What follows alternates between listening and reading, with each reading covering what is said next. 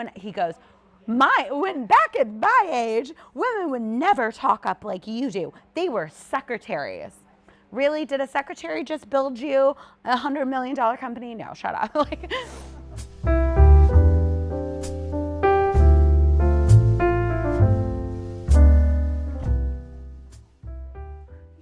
Hi everyone, welcome to the first episode of my podcast, From Campus to C-Suites. And I'm here today with Nicole Ruiz. Hello. So Nicole comes from a wide variety of backgrounds. She used to do tech, went to the auto industry, and now she has her own startup in the fashion tech world. And I'll leave the stage to Nicole to tell us more about her personal stories. Thank you so much. So yes, I wanted to be a fashion designer. I went away to university in LA, and I remember doing 2 years in my undergrad. So I was end of my sophomore year. It's kind of when life becomes reality. It's like, okay, what am I really gonna do? And I remember talking to my guidance counselor, and she's like, you should go to fashion school if you really want to. So I ended up dropping out of school, going to fashion school. Design. I majored in design, and I hated it. But I did take an entrepreneur class, and I loved it. And I realized that somewhere down the line, I knew my love for fashion was going to intersect with my love for business. But I was a lot older when I found out how that was going to happen. That's crazy. Yeah. So you went to 2 years of undergrad, and then how long did you spend in design school? So design school was 1 year. 1 year. And then I went to Italy for 2 years, and I studied there. I studied languages. I studied Italian as well. So I did another 2 years of university. But fun fact, I never graduated. So it's always something that... It's okay. You're still here now, giving advice to people who are going to graduate in a couple of years. Absolutely. Keep going. Yeah. That's my advice. There you go. Yeah, I was wondering, because you mentioned you're jumping around a lot in college. What was your first job like, and how did that influence what you were doing in the future? Okay, my first true job, well, right out of when I was freshman and sophomore in college, I worked at Nordstrom. And the key thing I took away was customer service and personal thank you notes. So to this day, I will write a personal thank you note to people for when they help out. It's a really great personal touch. I recommend it.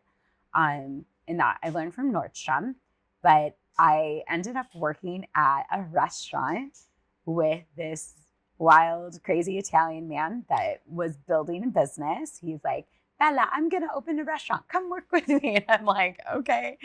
So I learned he had me help him really run the restaurants. And if restaurants are ran, yes, of course, customer service, good food, but the back end is a P&L, like a profit and loss statement. You need to know what you have coming in. Do you have enough food? Do you have too much food? What's your labor costs versus your food, your wine costs? So he would make me memorize how much, if a straw was on the floor, he would go, that's 6 cents. Even the ice. If someone threw out ice, he'd be like, you think ice is free? How much is the ice? And we would have to know. But that was the best training ground to learn the importance of business. It really all comes down to knowing your profit and loss and knowing how much things cost so you can be profitable. Wow. So, yeah. That just adds to like your background, because you went from tech. Actually, how did you get introduced into the tech world? Because you're doing a lot of more CS background too. Yes. So I was running 4 restaurants. Oh, also you had to hire, fire. So I remember I caught 2 employees in the bathroom together. Okay. And that was I was like, you 2 come with me, you're fired. But I was really young. I was probably like 20, 22, like learning these conversations, HR, so beneficial. But I realized also at a young age, it's not possible to be working 15 to 17 sometime hour days. Yeah. And so I knew I needed a different career. And I wanted to get into tech. It was right when Google was really becoming popular.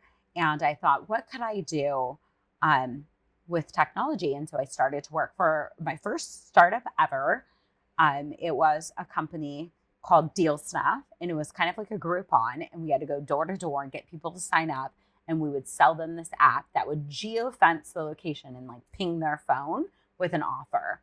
Wow. So I was, I would say about 28 when I got out of running restaurants and my travels and started into tech. I mean, for reference, like how long was that ago? Because I mean, Google has been a thing ever since I'm alive. And just to put it in context, was this earlier in the .com days? I don't know.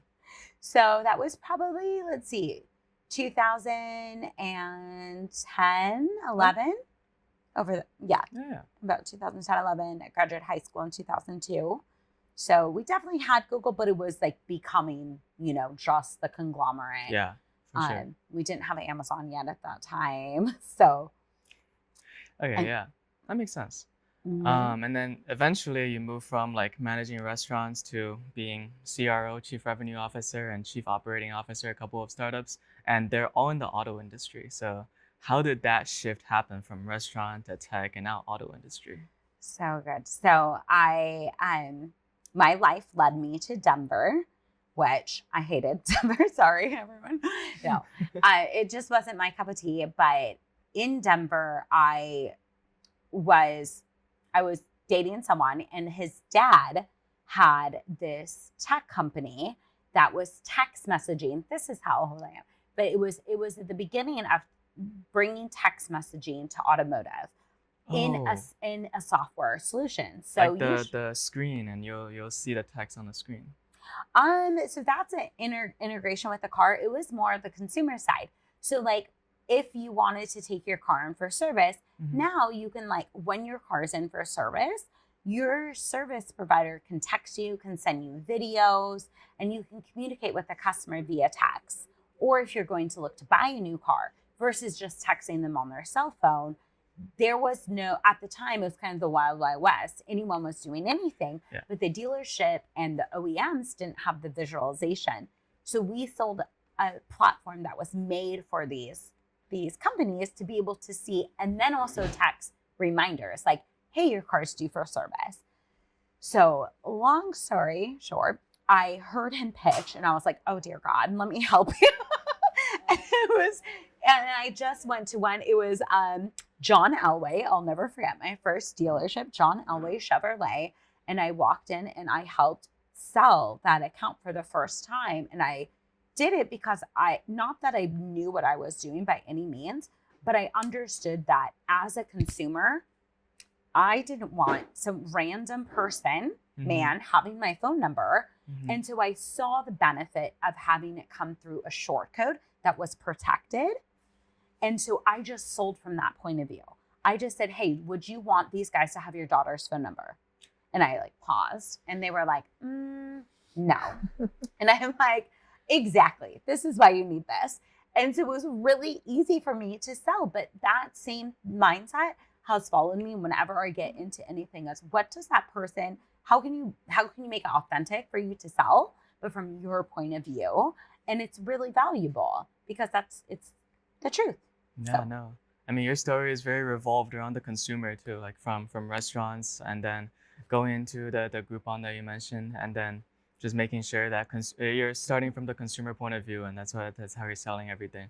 Absolutely. So, yeah, I mean, you were in 2 C-suite positions, Chief Revenue Officer and Chief Operating Officer, in 2 different startups. I was wondering if you could tell us a little more about both of these startups, and then we can move on to what you're doing right now and all of the fantastic work I was blessed with joining with this summer. Yay!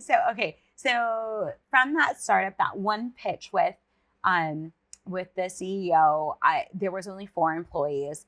So I just kind of stepped into the role, and I was given at least the reins, not the title, right? But given the reins to sell. And I just went psycho. I really just started to learn how to sell. I read books. No one taught me anything, right? You just kind of got to learn it. And I've had really great mentors in the auto industry bring me around. So after about 3 years, our revenue was getting traction. Like we were extremely profitable. And by year like 3.5, 4, there was talks of an exit. And so with that, by that point, I was director of sales and I was hiring teams. I had a BDR team, business development team, and I had sales reps, and then we had a customer success team. And so making sure, a lot of my job was just making sure the metrics were in place so we could track growth. Because at startups, you don't have metrics. You have to create them. Yeah. So it's really important to run businesses by metrics, obviously, versus just, but sales always speaks very well as well. So that was my job, is to make sure we were growing, and we did 25% month over month for 5 years straight. We never once dipped ever. And it was a really great run. So, but it was also very hard. There were times being the only woman in a boardroom with a whole bunch of men, especially, at the time it was like now my ex's family, and I still stayed with them. There wasn't much respect, and it could be a very aggressive environment. A lot of times I wanted to leave, but my goal was just to see it get to that exit point. And so by the time year 5 came, we got bought by, actually only 33% got bought by private equity, but we had an $88 million valuation within 5 years. And then at that point I was out, because I was we got the goal, let's go. I had a tiny, tiny sliver of that. That was my first taste of equity buyout. And I loved it. I loved the growth. I kind of stood back and took a year off of work and just was like, okay, this was awesome. What happened? I definitely had to go to, like, a lot of founders will say this too. Sometimes you have to like decompress, go to therapy, be like, okay, what's normal again? Like back to earth. And after that, it was 2019, and there was talks of AI was starting to, but it wasn't anything. We didn't have ChatGPT, obviously, and like it was nothing big. And so one of our biggest competitors came to me, and he also was going through a buy sell as well. And he goes, look, I have an idea. I want to start a AI scheduler. So this would be a scheduling client, like chat client, that helps you book your appointment with your car, but we analyze things like the weather. And we were using if then. So we would call it machine learning. So if it's cold outside and the vehicle hasn't had, because we could look in the past service history, hasn't had windshield wipers in 3 years, then suggest windshield wipers as an add-on to their oil change. And it would be very simple. You just click. And I called it algorithmic selling. I made up that word, algorithmic selling. But that's really what it was. We were using algorithms to present much more, closer to buying. And that was really cool. So after kind of courtship for about 6 months or so, I ended up coming on with them as the COO, and I was their first hire. So it was just the CEO, the CTO, and me. So that was then the next 2 years was just building out a product that actually functioned, listening to the customer. During 2020, April 2020, I was like living in Amarillo, Texas. It was great though, because a lot was open, but I worked just with the dealerships, hearing what needed to be changed, working with the developers. And we really did build a really cool product. And not to name drop too much, but some of the cool things that we got to do, like at Text to Drive, we were the first company to ever take in telematic data. So telematic data is when your car has a sensor and it pushes that sensor to a different place. So let's say your brake sensor is going off, but if you have a Chrysler, Dodge, Jeep, Ram, a BMW, a Mercedes, there is going to be this little telematic sensor that goes off, ding, ding, ding, and it hits this central portal that is in, let's say, the headquarters database. Then from there, we could actually take that data and ping the customer and say, so back at the text company, we could get that data and within 24 hours text them, hey, I see this light sensor is on. Would you like to book an appointment with your dealer? And it had a link, okay. So then fast forward to Carmen, which is the name of the AI scheduling platform. Because I had done all this work. Mhm. What if we just go straight to the car?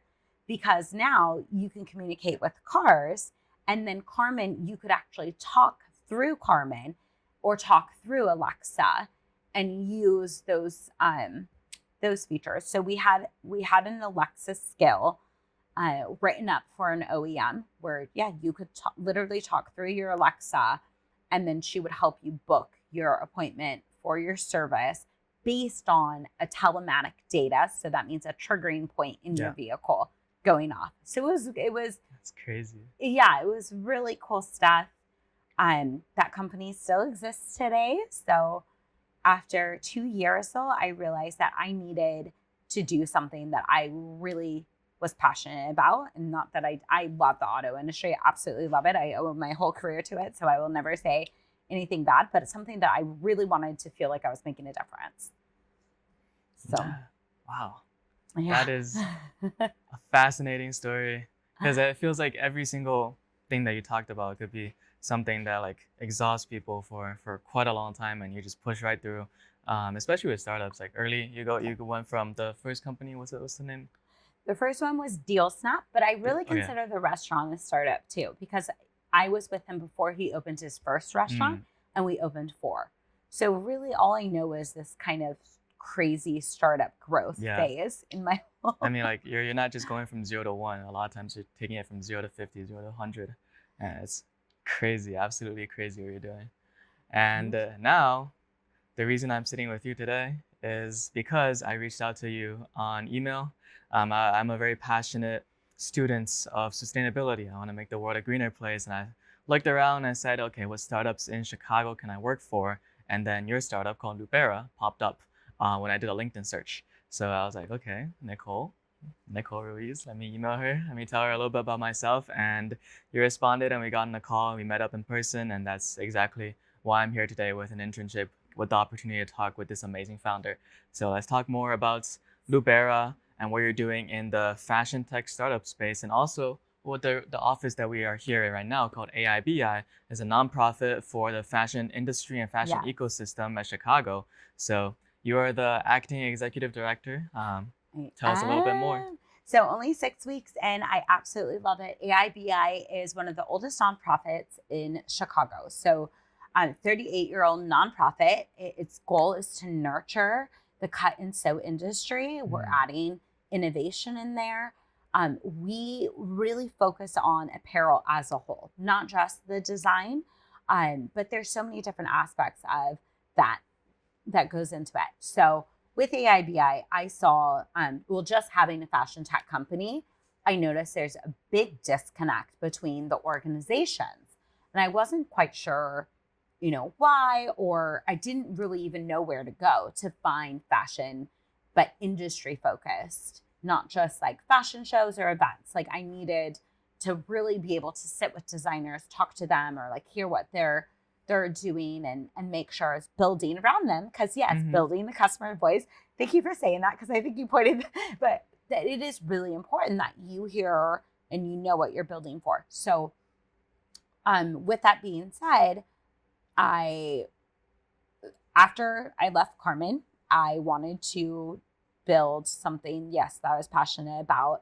And I really, my whole life have wanted to make a line that supported women and or just supported people versus, I always say my shopping habit, I want it to like make a difference in someone's life, not like hinder and hurt the planet and hurt people. And I love to shop. I'm never going to stop shopping, but how could I use this to benefit? And so I tried to do an ethical and sustainable line myself, because I did have that design background.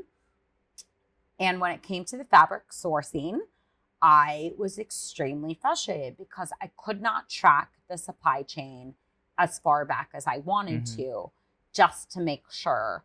And I was looking for the fiber content. And it was extremely hard. And this was like probably 2022, could not really find it. And I was frustrated one day. It was like 7 a.m. I finished a workout class, and it's literally like you see, it's so ridiculous, but I have a little paper bag. I still have it from a coffee shop, and I was drawing the supply chain out. And then on the back, I just put, tell us the truth. I was like writing it really strong, and it spelled Tutt, Tutt, Tutt. There we go. So that's what started then this idea that maybe there is brands who also care and are doing a good job at showing their supply chain or focused on the ethical side or sustainable fabrics. There was all these different metrics that we were looking at, and I was trying to build like the Whole Foods of clothing. So did quite a bit around that launch, and we launched. We had a great turnout. We got great press, but when it actually came down to sales, no one was buying anything, like nothing outside of our family. And another tip I will give anyone who wants to listen is never be so attached to your idea that you can't pivot. And I knew that. And I knew that the consumer will dictate what we needed to do. And the fact that they weren't buying, I'm like, something is missing. And the big thing that was missing was the story, was the connection. I was connected to these brands because I researched them. I knew what they were doing on the background, and I knew if they were helping individuals, or I knew the designer and their vision. And some of these manufacturers are amazing. They rescue women from trafficking. They give them jobs. They have housing protection, like food every day. Like, it's just great. There's really great companies out there. But how, as a consumer, just looking at a jacket or something, would you know that? So that's where I totally pivoted, and I realized that had to come first. I had to tell the story and create a way for the story to live with the garment. So I had that idea, but then I also, after all my research, realized that there are laws. So you would call this a tailwind in a positive sense, catching a tailwind of the legislation changing in the EU when it came to apparel. So the EU Green Deal has regulated that there is digitalization of supply chain. So we just hopped on that, and we're creating digital product passports for that reason, but then more so for the consumer to be able to hear the designer's story, the designer to tell the story. And then furthermore, how do you keep that garment in the loop? Well, what if that's like a really cool piece and you scan it and all of a sudden you get to see and hear a story? It just adds more value, and we keep that piece in cycle. And the goal is 9 times. If we all wore clothes 9 times more, we would literally cut waste by 30%. So just doing that would be a massive help. So yeah, and that's what drew me to Lupera. So with Lupera, you guys are building a digital passport for clothing. The way that I imagine it is, say, if you put your phone up to this suit I'm wearing, it will show you a nutrition fact of everything that goes into this. And honestly, what really drew me in was I want to purchase more sustainably, but I don't know how. Right? You look at a piece of clothing from H&M, you can only see, okay, it's made out of cotton, it's made out of polyester, but where is it made? Where is it sourced? And what are the conditions? You don't really know. Yeah. So once you get all of that information, it really bridges the gap to a lot of people who have this sustainability mindset, but they don't know how to act on it. Yes. They don't know how to reinforce it through every purchase. So I feel like empowering the user, empowering the consumer, it's a big reason why I really love what you're doing at Lupera, and I'm glad to intern with you for the summer. Thank you so much. And my favorite thing about how you even found me was your persistency. So to anyone who's listening, all you U of I students, it's really important to keep going, because as founders, we're really busy, but really, if you have a vision and you are the ones presenting it and emailing it to us, it's awesome. Most people do want to help and be a part of the solution and help bring up this next generation. So I just appreciate your tenacity to do that and to seek me out. And it's been really a pleasure. You've been my favorite intern I've ever had. Thank you. So I appreciate it. And I love what you're doing, and keep sharing your knowledge to the world. Yeah, thank you. And honestly, it's that exact point, the tenacity. I think that's the biggest thing I learned over the summer, because you walk in every single day, and I feel like you do boxing right in the morning, or like you do working out. I do work out, or I walk, or I do just holding my dogs doesn't work out. But yeah. So you get up earlier than I do. You come in with more 5 energy than a.m. I do. And then you go on these long meetings all throughout the day. You're always very supportive. You bring your energy to everyone around you. And then I'm like, whoa, I'm so much younger than Nicole. And now I feel sleepy. I feel like I just feel so dead compared to you. But you know, You're the not more doing the the more same. that I'm around you, the more I realize that okay, I can actually channel a lot of the passions that I have Yes. into the regular day, and I can be more disciplined, kind of do the things that you do where I wake up earlier. I've been waking up like much earlier since the start of summer and just going on walks every single morning Good. as well. So staying That's organized, staying awesome. driven, and also like when you hit a wall, don't back away. I feel like just being around you and seeing them and experiencing them, greatest lesson that I could learn this summer. Oh, thank you So, so much. uh, Thank you very much. I appreciate that. I was wondering if you have any other advice to aspiring young entrepreneurs or even the students listening to this on how they could pursue their career outside of college. Because for you, your path as a student has been kind of all over the place. Mm-hmm. And a lot of us, I'm a chemical engineer. I'll probably stay in chemical engineering for the next 3 years. Yes. So, well, what are your thoughts on advice for people like me and for my peers? Definitely one of the reasons too, and I don't talk about it often, but why I did drop out of college too. It was really hard financially. So I was working Mm-hmm. full time.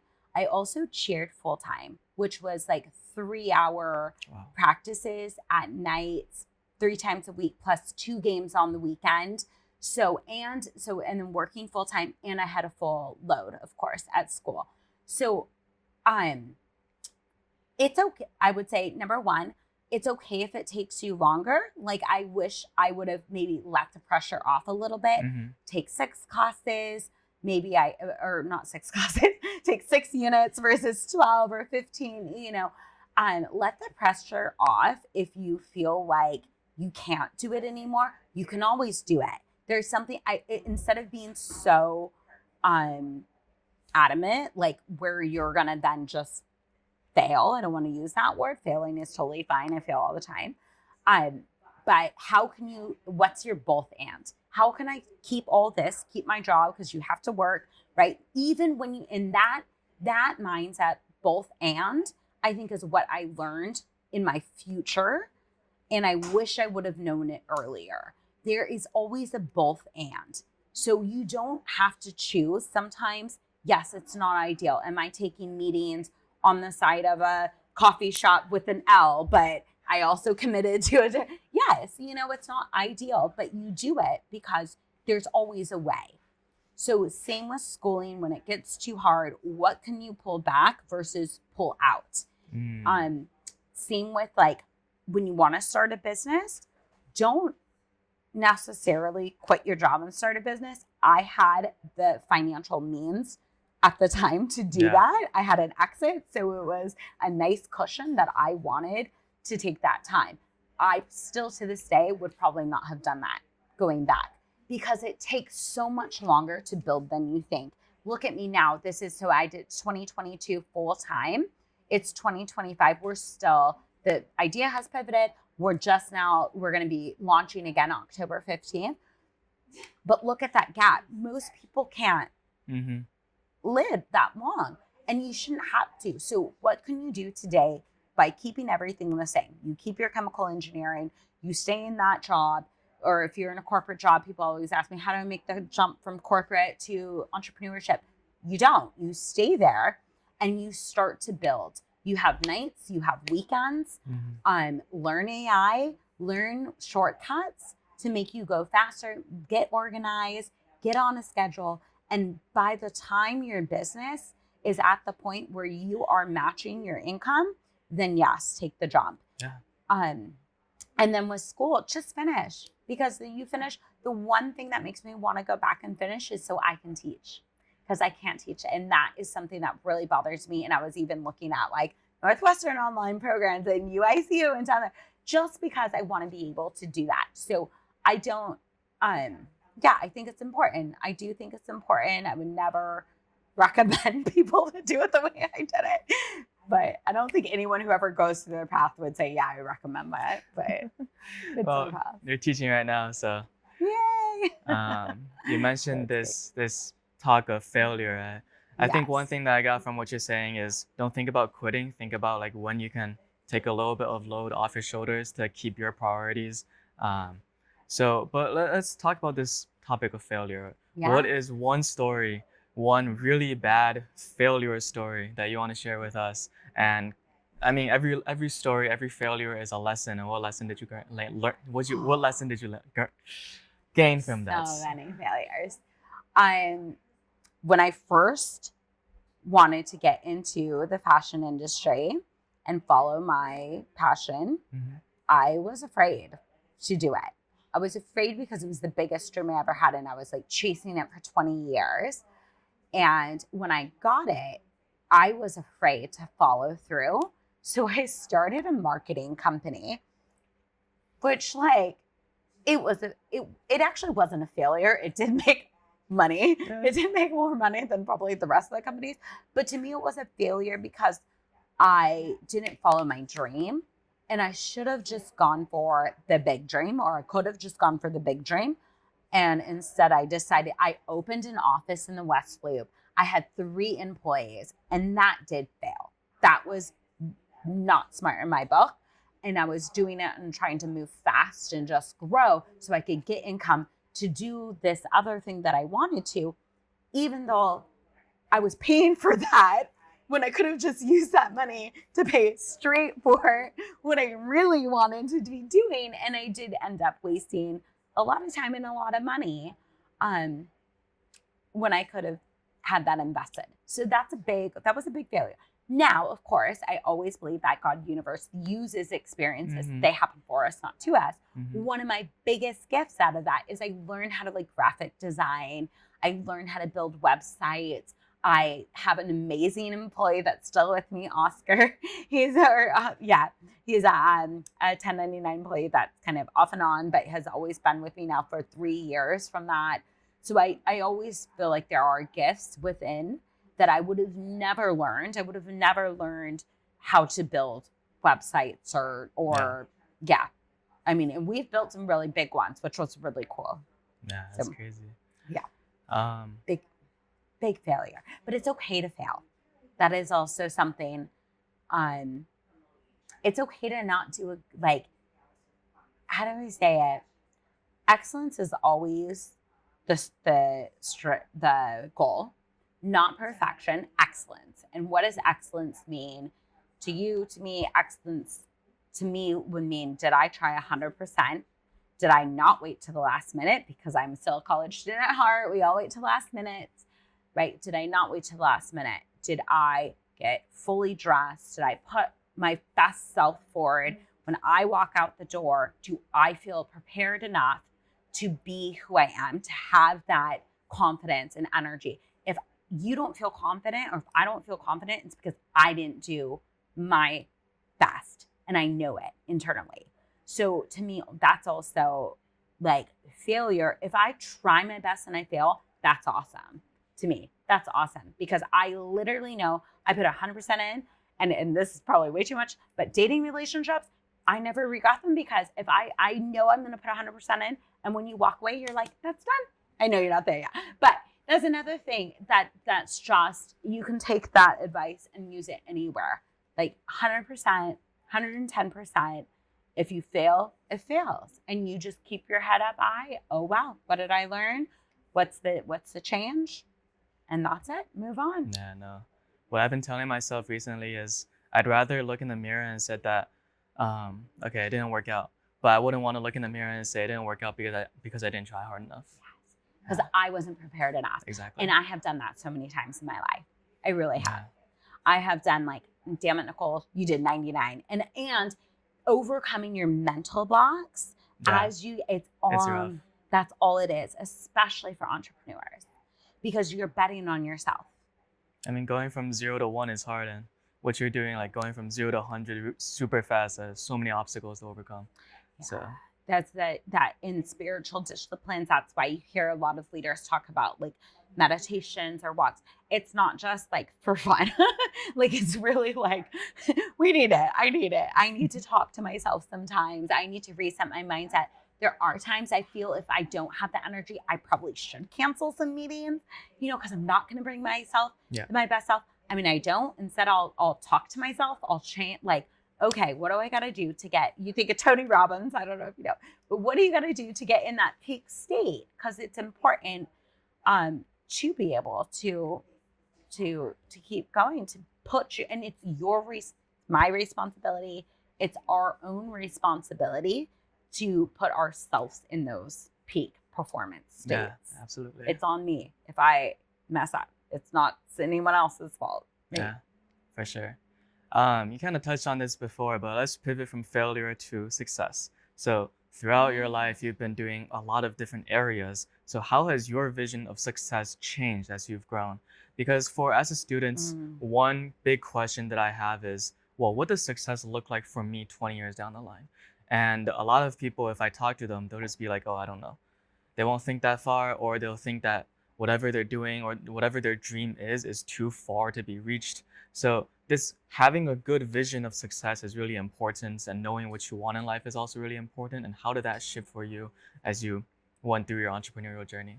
It's a really good question, and it's important. And actually, I was your age, my freshman and sophomore year, that summer. I remember I wrote down a list, and it was 20 things I wanted to do. And it was my version of what success would be for me. And number one was, I'll never forget, learn how to speak Italian, because we have really strong Italian roots, but it's like slang Sicilian. It wasn't proper. I wanted to learn like proper Italian, live in Italy, design something and see it in a store, go to Brazil. So I had all this list, and for a while, those two things, like at the top of my list, learn Italian and go to Italy, were really, really important. But here's something so once you achieve those, because I did so that was 18, by 26, those were chopped off the list. One thing that I didn't do is up my list sooner. Sometimes I had waited a little too long, and I would always do yearly goals. But these are different than like yearly goals. This is more, what's your measure of success? So yeah, I think it's important to revisit that aspect. I would say like every 2 years, and see, okay, is this still my measure of success? So when I was in my 30s, my measure of success was to be able to quit my job and have, $100,000 in the bank, that I could start my own business. That was my goal. And so I got to that like at about 35, but then I didn't re-up again. No, I did. I wanted a house. I wanted to buy a house. I had like thing goals that I was measuring my success on. But it wasn't until later that I realized, obviously things are great, but they mean nothing in the long. I know it's really hard, and we're in passion. No, but at the end of the day, my measure of success now is, what legacy am I leaving behind? And I'm sure you've heard this, but I think it's okay that you're not 18 thinking about legacy, is my whole point. It's okay. I think it's a little distant from where I am right now. Yes, right? It's okay to be like, I want to go live in this country, or I want to develop something. I had a patent. So I measure my success. I think when I was younger, it was definitely goal-based. Whereas now success to me is, if I die tomorrow, what will people think about me? And is it a positive? Do I leave a positive influence on people? Or are they like, oh, that girl's a bitch, That's something that I am starting to think about. And so that for me now is, how can I influence people? And that's my measure of success. It's, what am I leaving? Whether I'm here or not here, but when I walk away, what is that person left with? I'm still on this earth. That's really important to me.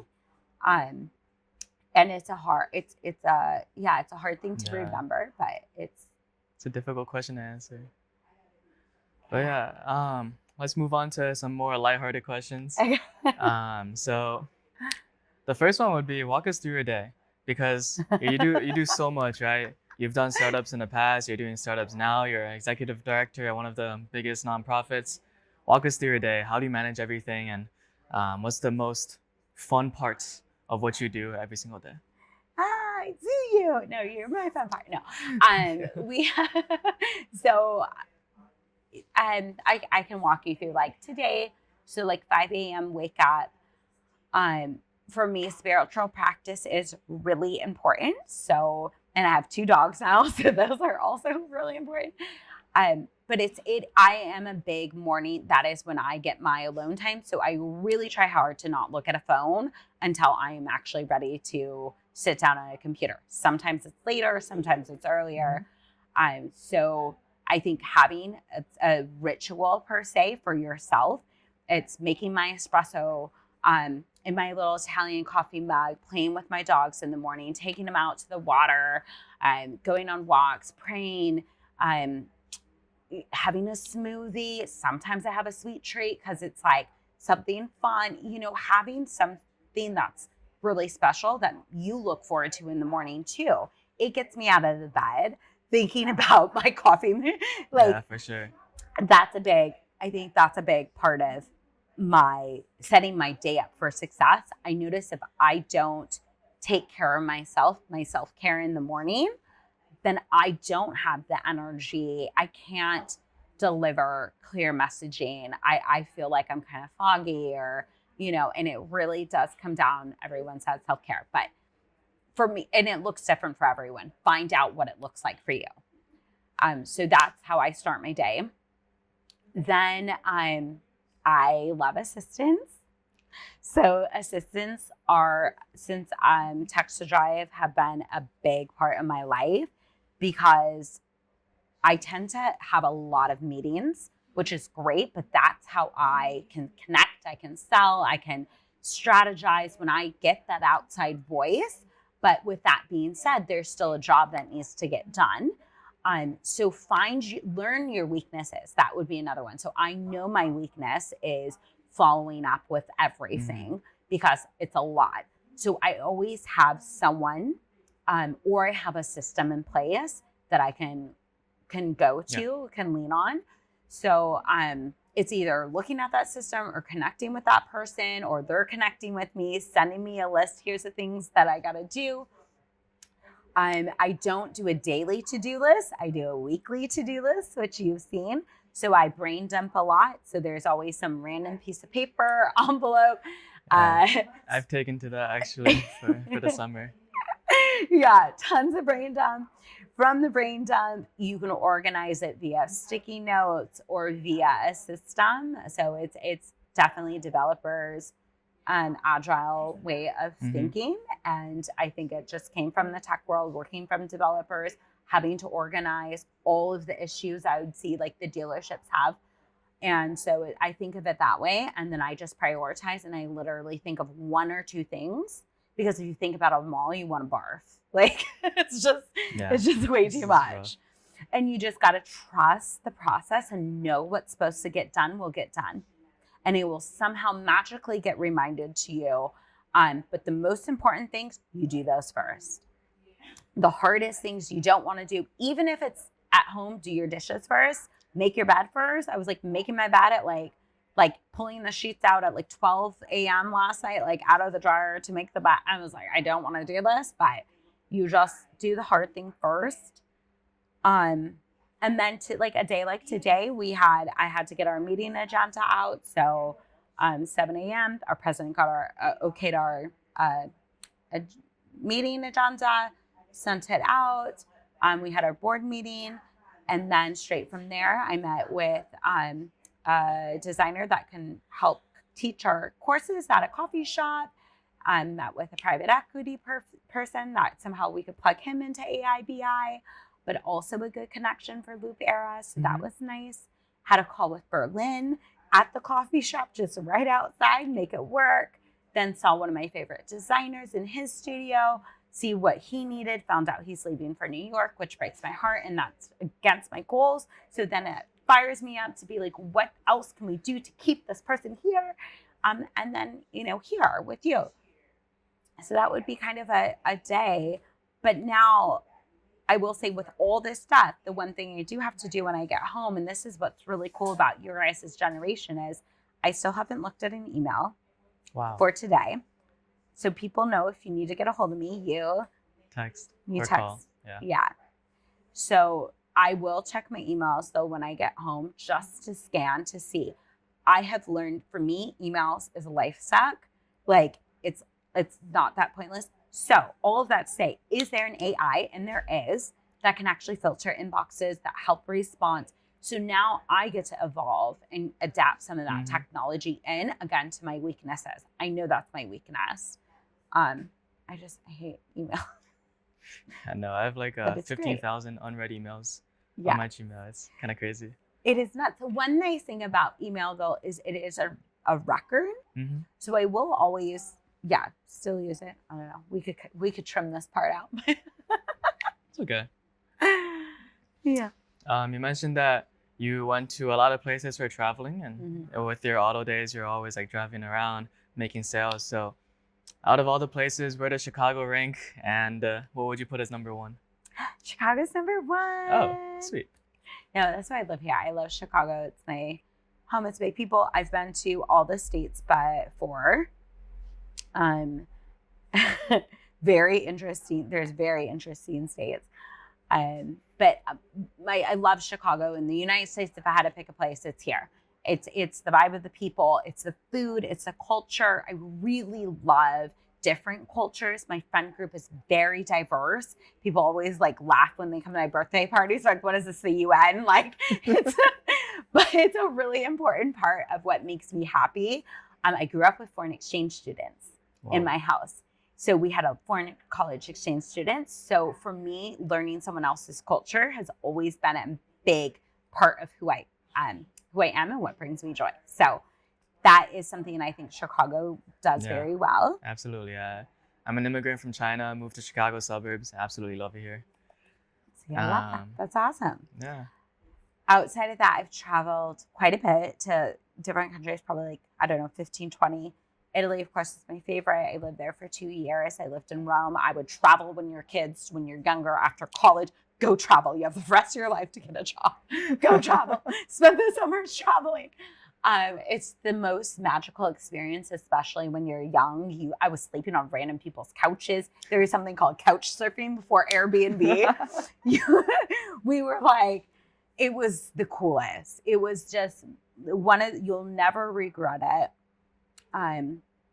It was amazing. And also being in fashion, I think Milan will probably be my next stop or next home, or that would be definitely is a goal of mine, is to have multiple houses and be able to travel back and forth from Chicago to there. So that's the goal. That's beautiful.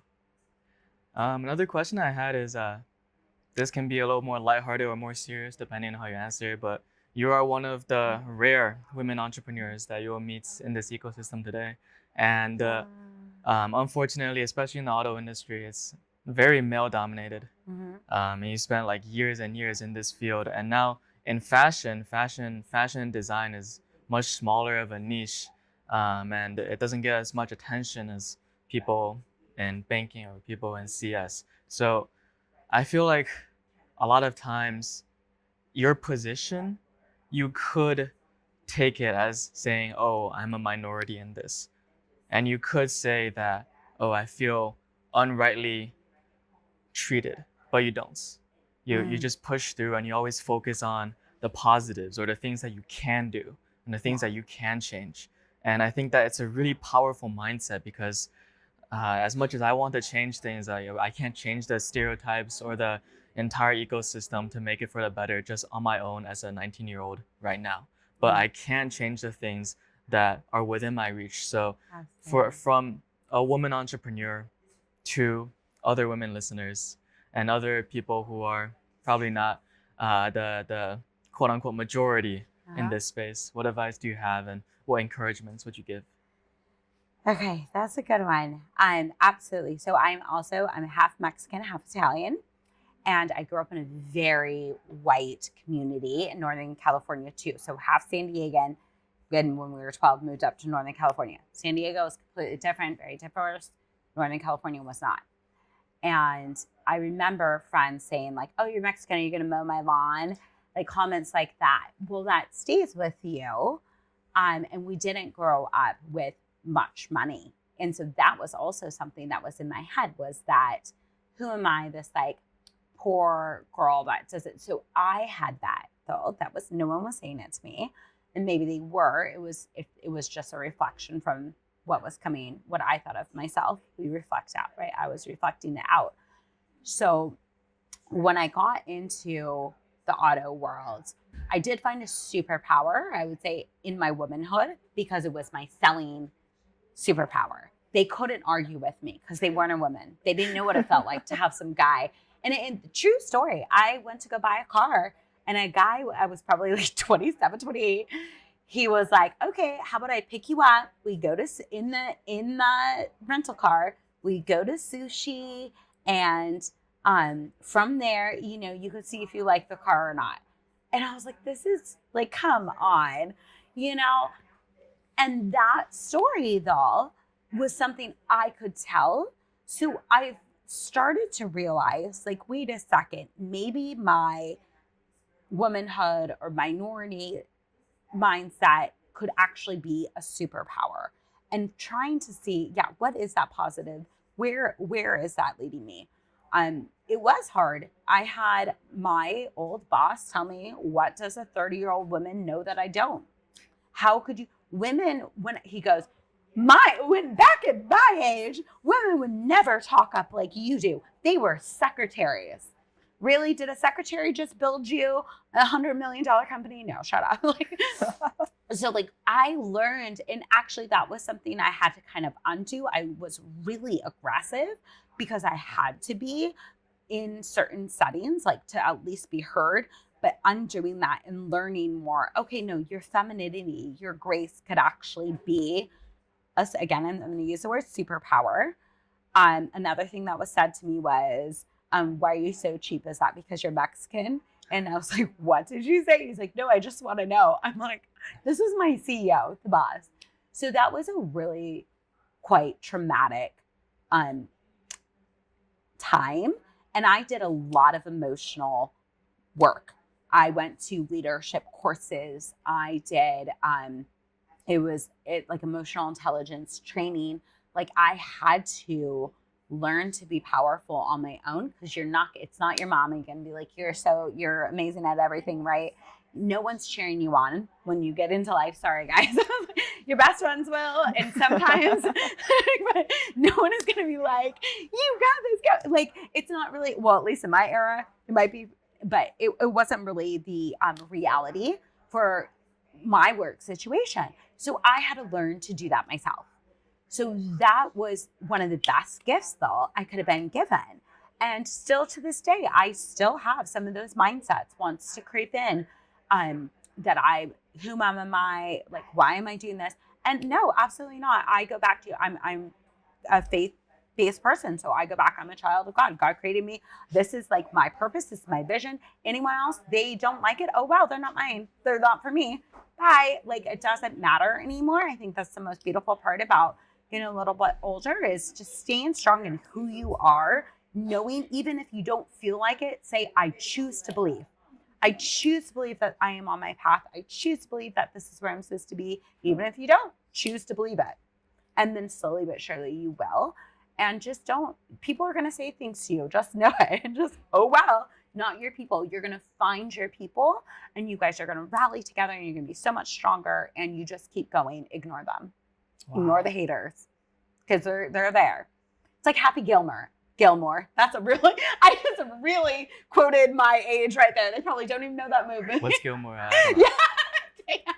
Maybe some of the viewers will understand. Happy Gilmore is like Adam Sandler movie they just made. Happy Gilmore 2. Okay. And there's like guys on the side of his golf that would, talk while he was golfing, and they would get in his head. It's the same thing when you're older. But yeah, I was like, oh man, that's such a millennial quote. It's okay. But yeah, That was amazing answer. Awesome.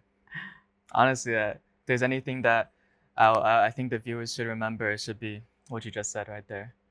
And I think, honestly, we can conclude our podcast right there, unless you have any other parting words for students like me, aspiring leaders, aspiring entrepreneurs.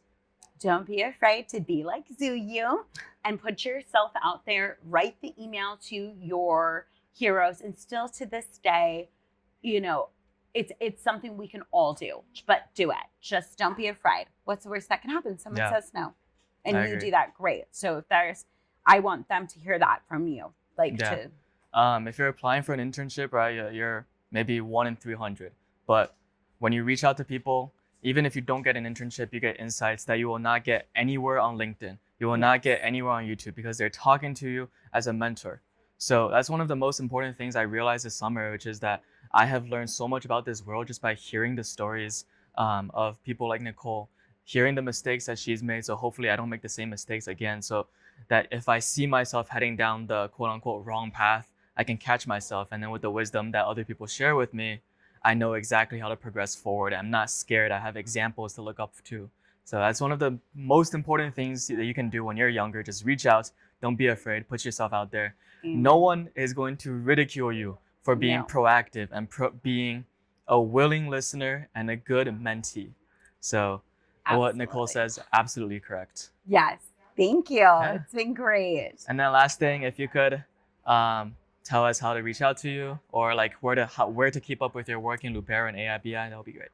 Absolutely. So Instagram, I think my TikTok's the same too, because they're probably more TikTok, at Nicole, the letter C, and then Ruiz, Ruiz. So definitely follow me. I usually post quite a bit on Instagram. AIBI.com, we have a student ambassador program coming up. So this is huge. We want our students in the universities to get involved, especially if it's design or innovation in apparel. Maybe you're building an AI platform. You want access to designers. You want feedback. We have that right now. We're in a room with designers. It's really great. Mm-hmm. So take advantage of this. That's why we're here. And I think that's the biggest thing that we hear is people don't know AIBI is here, and we want to change that. So AIBI.com, there's a form on there that you could fill out. And then Fashion Week, we have 2 big events. October 13th is our Chicago Fashion Summit, which is going to be panelists, keynote speakers. You're going to meet some really great Chicago designers, maybe a special guest DJ. And then, I know, I'm like, I'm on before. And then our Lupera's personal launch is at MHub, October 15th. So we are doing a sustainable fashion show with our tag. So, but all of our designers meet 3 criteria, how we define sustainability. So it's what we see that can be looped again and again. And yeah, that's it. So come to our events, reach out to me if you want to come to the events and go from there. Yeah, thank you so much. Thank you.